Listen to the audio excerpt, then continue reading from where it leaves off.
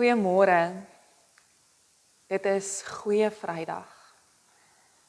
'n Ongelooflike, besonderse tyd in ons lewens as gelowiges. As Christene wie sê dat ons die lewende Here aanbid. Dis Goeie Vrydag. Al is dit 'n dag wat eintlik vir ons as gelowiges herinner aan 'n somber dag. 'n donker dag. Want ons weet, hierdie dag loop uit op die lig vir die wêreld wat helder skyn vir ons almal. So, in die tyd wat ons beleef, in 'n donker tyd wat ons in die wêreld is, waar die oorlog dreig, die brandstofpryse hoog is, waar ons konfronteer word met ons eie seer en ons eie donkerte, het ons vandag die voorreg om Goeie Vrydag as gelowiges saam te kan vier. Dankie dat jy saam met ons deel is van hierdie erediens, waar ons saam as gelowiges terugdink oor Jesus Christus se kruisiging. Ek nooi jou om vir 'n oomblik so te sit en te luister na die woorde van Psalm 22, vers 2 tot 9, en dalk verwoord dit iets van die donker van die wêreld wat vandag ook aan jou kom kleef. My God, waarom het U my verlaat? Waarom is U ver daarvan om my te verlos, ver van die woorde wat ek uitskreeu? My God, ek roep bedags, maar U antwoord nie, ook snags, maar daar is geen rus vir my nie. U is tog die Heilige, U heers waar die lofliedere van Israel opklink. Op U het ons voorouers vertrou. Hulle het vertrou en U het hulle bevry. Tot U het hulle om hulp geroep en hulle het ontvlug. Op U het hulle vertrou en hulle het nie beskaamd gestaan nie. Maar ek is 'n wurm en nie 'n mens nie. Bespot deur die mense, verag deur die volk. Almal wat my sien, dryf met my die spot. Hulle gryns en skud hulle kop. Wend jou tot die Here. Laat hy hom bevry. Laat hom red as hy hom goedgesind is. En soos ons hierdie woorde hoor, soos wat ons dit al in ons lewens weer klink het, dalk selfs vandag weer, kom herinner God ons, hy is hier, hy is by ons. En hierdie God, wat deur die eeue heen by sy volk is, wat vandag by ons teenwoordig is, kom groet jou en sê genade en vrede vir jou, my geliefde kind. Kom ons neem 'n oomblik en raak stil, raak bewus van God se teenwoordigheid by ons.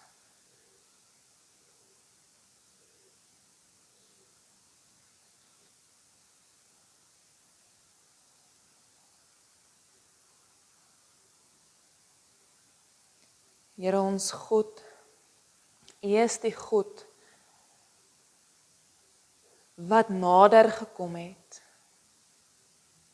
In en deur Jesus Christus het U mens geword, onder ons kom woon.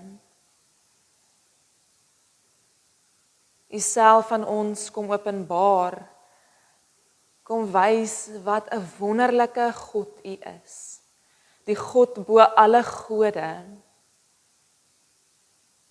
Die God wat nie aan U goddelike status vasklou nie, maar mens word en onder ons kom woon. Here, U het die vorm van 'n slaaf aangeneem om ons te kom dien met U liefde. En vandag, wanneer ons harte swaar is, wanneer ons dink aan die kruis,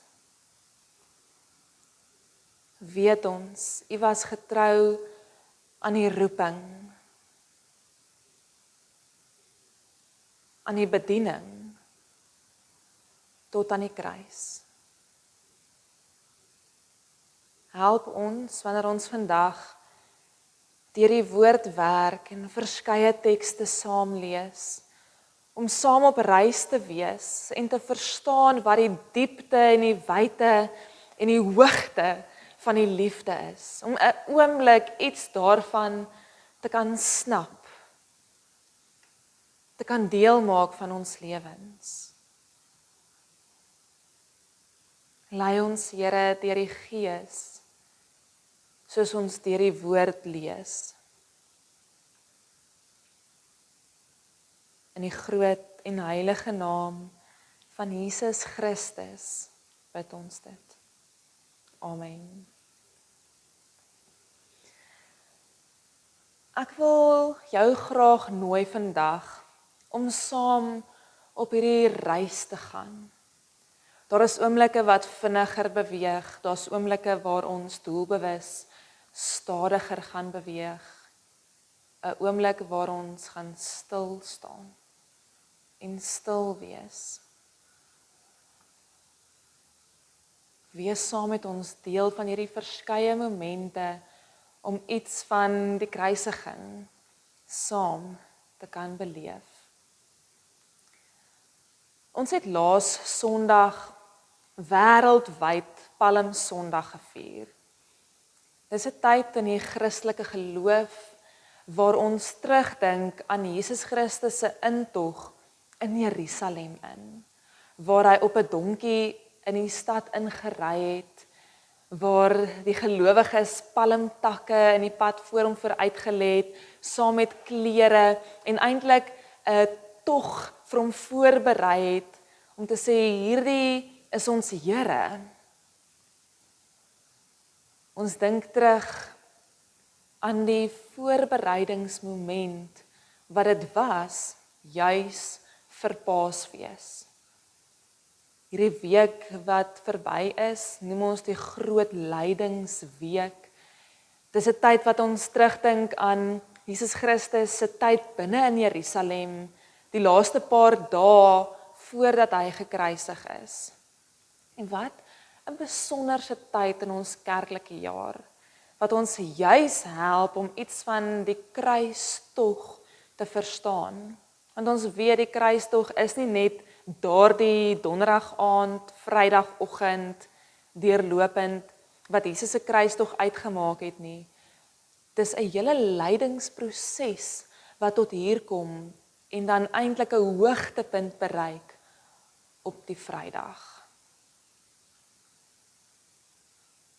In Exodus 12, vers 3 tot 8 lees ons. Praat met die hele volksvergadering van Israel en sê, op die 10de van hierdie maand moet elkeen van julle 'n lam neem vir sy familie, 'n lam vir 'n huisgesin. As 'n huisgesin te klein is vir 'n lam, moet hy en sy buurman, wat die naaste aan sy huis is, dit deel in verhouding tot die getal persone. Julle moet die lam in porsies verdeel in ooreenstemming met wat elke huisgesin gaan eet. 'n jaar oud ram, sonder gebrek moet julle kies. Uit die skape of die bokke kan julle dit neem. Julle moet die lammers veilig hou tot die 14de dag van hierdie maand. Die hele byeenkoms van die volksvergadering van Israel moet dan laatmiddag hulle lammers slag. Hulle moet van die bloed neem en dit smeer aan die sykante en bokant van die deurkusyne by die huise waaraan hulle dit eet. Hulle moet die vleis dieselfde nag eet, oor die vuur gebraai, saam met ongesuurde brood en bitterkruie moet hulle dit eet. Die volk moes op die 10de dag van die maand, reeds in Exodus, baie jare voor Christus se kruisiging, moes hulle op die 10de dag van daardie maand 'n ram kry, 'n lam kry en hom voorberei vir 4 dae lank voordat hy geslag sou word. In Eksodus lees ons, hierdie is die eerste instelling van die Pasga. Hierdie lammetjie wat voorberei word op die 10de dag. En 4 dae later sou hy geslag word. Ons lees en dink terug aan laas naweek se Palmsondag van waar Christus in Jerusalem ingegaan het. Die lam van God voorberei daar met sy intog in Jerusalem. Die lam wat geslag sou word vir my en jou. Want ons weet dat hierdie die tyd in Jerusalem was, wat almal bymekaar gekom het, juis om Pasga te vier.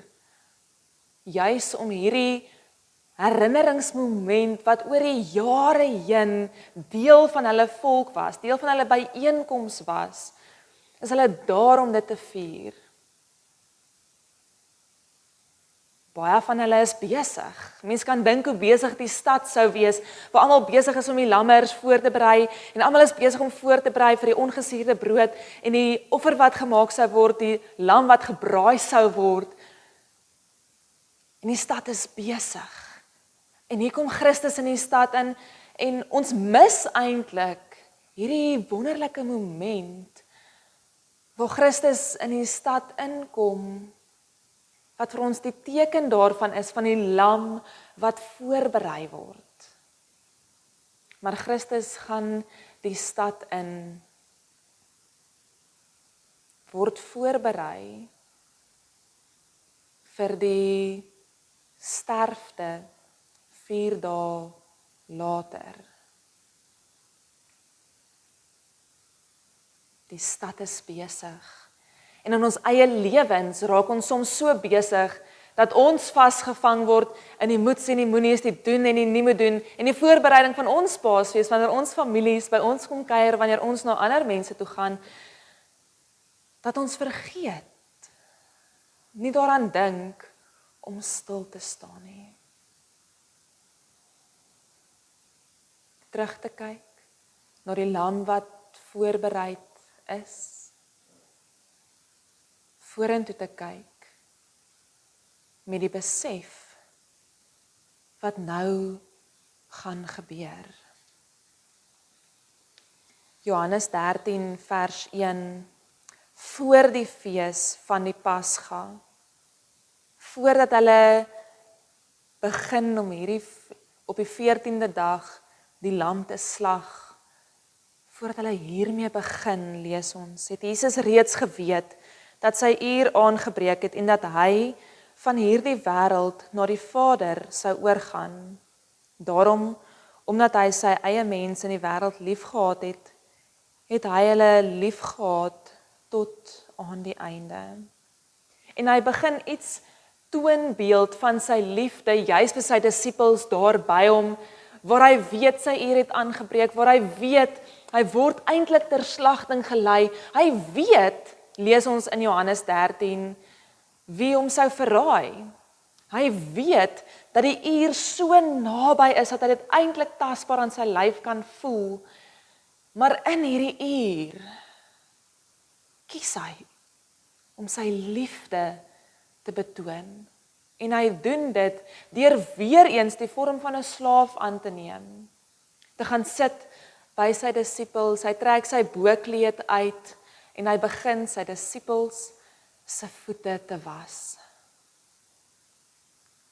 Hy begin iets uitbeeld van sy liefde vir hierdie mense naby aan hom. Hy hou nie vas aan sy koninklike status en sê, ek is meer werd as om neer te buig voor jou en jou voete te was nie. Nee, hy trek sy boekleed uit en hy dien sy disippels. En dit is vir hulle ongewoon, ons lees daarvan, dat Petrus vra, waarom doen u dit? Dit hoort nie so nie. En dan lees ons vanaf vers 12 wat sê, toe hy hulle voete klaar gewas het, en weer sy boklere aangetrek en aangeleen het om te eet, sê hy vir hulle, verstaan julle wat ek vir julle gedoen het? Julle noem my meester en Here, en julle sê dit reg, want ek is dit. As ek julle Here en leermeester dan julle voete gewas het, behoort julle ook mekaar se voete te was. Ek het immers vir julle 'n voorbeeld gegee, sodat julle ook kan maak soos ek gemaak het. Amen, amen. Ek sê vir julle, 'n slaaf is nie belangriker as sy eienaar nie, en 'n gesant nie belangriker as die een wat hom gestuur het nie. As julle dit begryp, gelukkig is julle as julle dit doen. Gelukkig is jy wanneer jy by Jesus leer. Gelukkig is ek wanneer ek bereid is om in Jesus se spore te stap, te doen wat hy gedoen het. Nie aan ons wêreldse status vasklou nie, maar ook neerbuig. Dienend om iets van God se liefde vir die wêreld te leef. Want ons weet daardie liefde wat Jesus deur die voete was, begin uitbeeld, bereik sy hoogtepunt aan die kruis. Die liefde wat ons vir die wêreld moet leef, is daardie liefde van Christus. Gelukkig is julle as julle doen wat ek doen. Gelukkig is jy wanneer jy jou kruis opneem en Christus volg.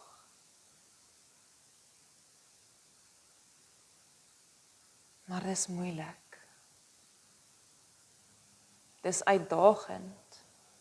Want ons leef in 'n wêreld waar ons dikwels meer gereeld as wat ons wou erken, eintlik oortuig word dat ek eerste staan, eerste in die ry vir my behoeftes om bevredig te word. Eerste in die ry om te kry wat ek wil hê. Maar hier sê Christus, gelukkig is julle wanneer julle doen wat ek doen. Wanneer jy jou kruis optel. Ek wil 'n oomblik van stilte gee waar ons dink aan die kruis in ons eie lewe. Hoe lyk dit? Hoe lyk die kruis wat ek besig is om te dra? Kom ons raak stil.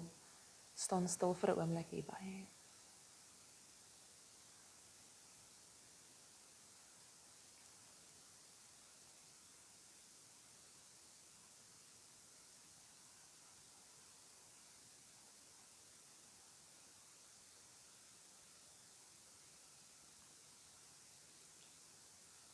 Elkeen van ons het ons eie kruis. Jy weet vanuit jou stil moment hoe dit lyk. Jy kan terugkom in die oomblik waar ons nou is en vooruitkyk. Vooruitkyk na die kruis van Jesus Christus. Want in ons eie besef van wat ons kruis is, en wanneer ons Christus se kruis raak sien, besef ons die diepte van wat Christus aan die kruis vir ons gedoen het. Sodat ons nie ons eie kruis alleen hoef te dra nie. Ons kyk vorentoe en lees Johannes 19 vers 13 tot 16 wat sê, toe Pilatus hierdie woorde hoor, het hy Jesus na buite gebring en op die regbank gaan sit op die plek wat Kliplavysel genoem word, in Hebreëus Gabata. Dit was die voorbereidingsdag vir die Pasga, ongeveer die 6de uur. Toe sê Pilatus vir die Jode, kyk, daar is julle koning. Hulle het egter geskreeu, weg, weg met hom, kruisig hom. Pilatus sê vir hulle, moet ek julle koning kruisig? Die leierpriesters het geantwoord, ons het nie 'n koning nie, slegs die keiser. Toe lewer hy hom aan hulle uit om gekruisig te word. En hulle het Jesus weggelei. Soos hulle Jesus weglei, weergalm die woorde van die voorbereidingsdag vir Pasga weer in ons gedagtes. Ons dink terug aan laasweek, Palmsondag, Jesus Christus wat in Jerusalem inkom ter voorbereiding vir sy kruisiging. Hierdie is die voorbereidingsdag, net voordat die lam geslag word, oomblikke hierna, so sonsondergang, sou hulle gebruiklik die lammers slag. Jesus word oorgelewer. Hy is die offer. Maar Jesus is nie net die offer vir my en jou nie. Nee, hy self ook die een wat die offer bring. Wanneer ons dink aan die tempel in die Bybelse tyd, dan is daar 'n ongelooflike mooi beeld wat vir ons duidelik maak wat die kern is van hoekom Christus juis die offer is, maar ook self die offer bring. So ons dink aan die tempel en hoe dit saamgevoeg was en wat die mates was en die riglyne van hoe dit gelyk het. En ons 'n groot heining, kan ons mekaar sê, om die tempel. Mense sou hulle self moes reinig en was voordat hulle inkom by die heining. En dan is daar 'n koper waskom waar hulle self verder moes reinig, skoonmaak voordat hulle in die tempel sou kon ingaan. Maar tussen die heining en die koper waskom was daar 'n altaar waar die offers gebrand sou word. So nie die hele volk sou daar kon inkom nie, die priesters sou daar kon wees en hulle sou die offers kon bring vir die volk se sondes. Maar dan gaan ons in die tempel in en dan is daar die plek waar aanbidding sou plaasvind. Net spesifieke persone, nie die hele volk nie, is toegelaat om daar in te gaan. Maar dan weet ons, is daar ook die voorhangsel tussen die heilige area en die allerheiligste.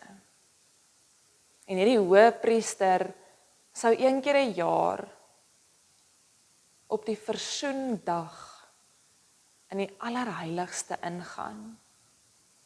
Hy sou bloed van hierdie lam wat voorberei is, besprinkel bo op die ark, die verbondsark. Juis vir die versoening van die volk.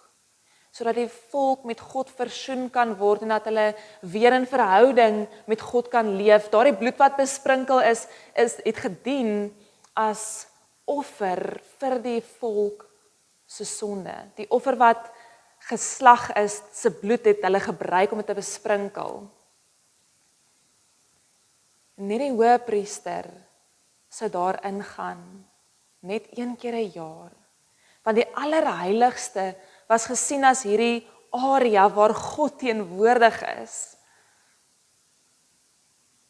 Die verbondsark was simbolies hierdie teken van God se teenwoordigheid, van God se versoening met die mense. So die hoëpriester kon tussen die volk en God beweeg. Jesus Christus raak die hoëpriester by uitnemendheid vir ons.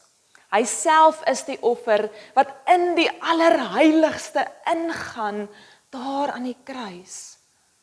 Sodat God nader aan ons kan kom. Want ons weet vanuit ons eie krag kan ons nie nader tot God nie. Want ons wil graag ons eie menslike begeertes en behoeftes eerste stel. So God is die een wat nader kom in Jesus Christus. En daar aan die kruis, daar waar Christus gekruisig word, is hy die offer. Maar bring hy ook die offer in die allerheiligste in. Ons lees teen 3:00 daardie middag skeur die voorhangsel van bo tot onder, sodat ons nader aan God kan wees. Nie deur ons eie krag nie, maar deur dit wat Christus vir ons aan die kruis vermag het. God is nader en ons leef naby. Naby aan ons hemelse Vader, ons Skepper. Ons gaan saam die nagmaal gebruik en ek wil jou nooi, as jy nog nie vir jou brood en wyn of sap voorberei het nie, om nou die video te stop en dit vir jou gereed te kry. En terwyl ons die nagmaal saam gaan gebruik, dink aan die ongelooflike voorreg dat die voorhangsel weg is. Ek en jy kan in die allerheiligste in beweeg, die teenwoordigheid van God, nie oor wie ons is nie, maar oor wie Christus is. En dat wanneer God na ons kyk, sien hy nie my en my foute raak nie. Want hy weet ek het baie, maar hy sien dit nie raak nie. Hy kyk deur die bril van Christus na my en sien 'n heilige, uitgeroepene kind. Kom ons gebruik saam die nagmaal. Ek nooi jou uit om daar waar jy is, saam met my die responsiewe antwoord te gee. Ek lees die liturgdeel en jy kan daar hardop of in jou gemoed reageer met dit wat staan by gemeente. Die voorhangsel is geskeur. Die weg na God is oop. Christus het ingegaan. Ons mag nader kom. Geliefdes, in ons Here Jesus Christus is die voorhangsel geskeur. Die weg na God is oop. Daarom kom ons vandag nie in vrees nie, maar met vrymoedigheid nader aan die tafel. Nie omdat ons dit waardig is nie, maar omdat Christus waardig is. Ons onthou vandag Jesus Christus, die lam van God wat geoffer is. Ons onthou, hy het sy liggaam gegee en sy bloed gestort ter vergifnis van ons sondes. Ons onthou, hy is nie net die offer nie, maar hy het self ook die offer ingebring in die allerheiligste in. Die nagmaal is dus 'n uitnodiging om ons aandeel aan die volle verlossing in Christus feestelik te vier en opnuut daarvan verseker te word. Dit is 'n geleentheid om deur die tafelgemeenskap, ons gemeenskap met die lewende Here en met mekaar te verdiep en so versterk te word in ons geloof, in ons getuienis en in ons toekoms verwagting. Om nou die volle seën van die nagmaal te kan ontvang, is dit nodig dat ons elkeen hom in die teenwoordigheid van die Here ondersoek voordat ons van die brood eet en van die beker drink, sodat ons nie 'n oordeel oor onsself bring nie. Ek nooi jou om vir 'n oomblik te kyk na die brood en die wyn, jouself te ondersoek voor die Here.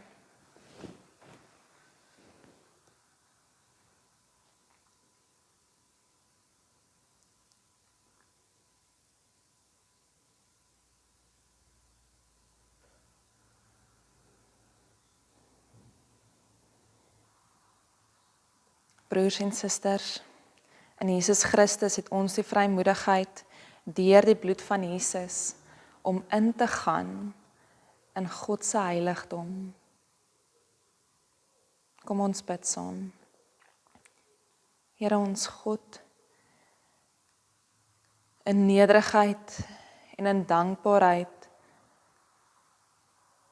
staan ons vandag voor U. Ons dink aan die kruis, aan die lam wat geslag is vir ons sondes.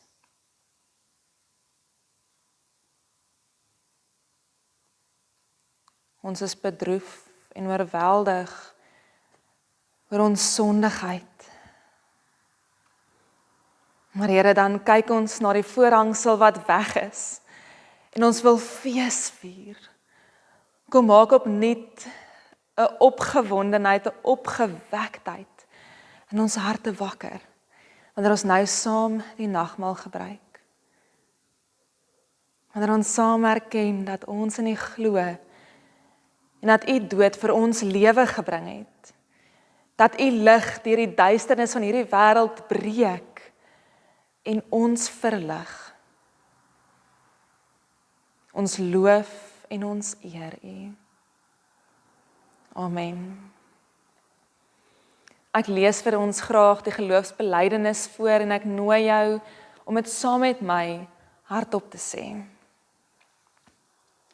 Ek glo in God die Vader, die Almagtige, die Skepper van die hemel en die aarde, en in Jesus Christus, sy eniggebore Seun, ons Here, wat ontvang is van die Heilige Gees, gebore is uit die Maagd Maria, wat gelei het onder Pontius Pilatus, gekruisig is, gesterf het en begrawe is, en ter helle neergedaal het, wat op die 3de dag weer opgestaan het uit die dode, wat opgevaar het na die hemel, en sit aan die regterhand van God, die Almagtige Vader, van waar hy sal kom om te oordeel die wat nog lewe en die wat reeds gesterf het.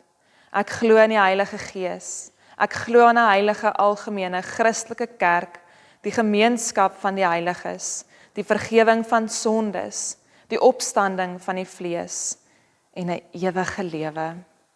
Amen. In die nag wat Christus oorgelewer is, het hy die brood gebreek en het hy gesê, dit is my liggaam, dit is vir julle.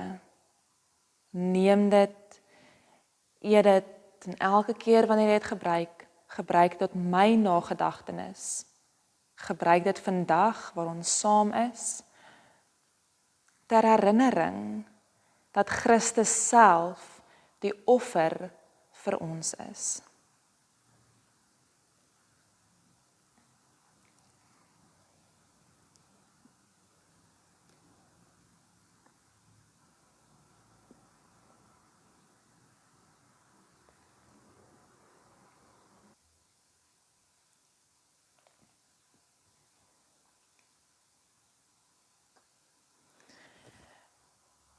Net so, na die maaltyd, het hy die beker geneem en gesê, dit is die teken van die nuwe verbond.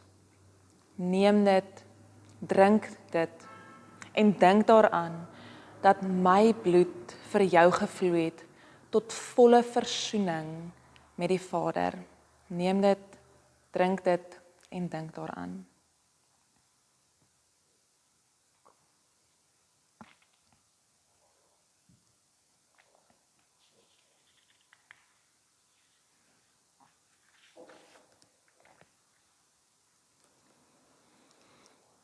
Here, dankie dat ons vandag hierdie feesviering saam as gemeenskap van gelowiges kan beleef.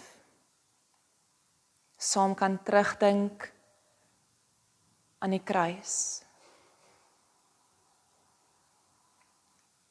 Kan dink aan ons eie kruis wat ons optel en saamdra.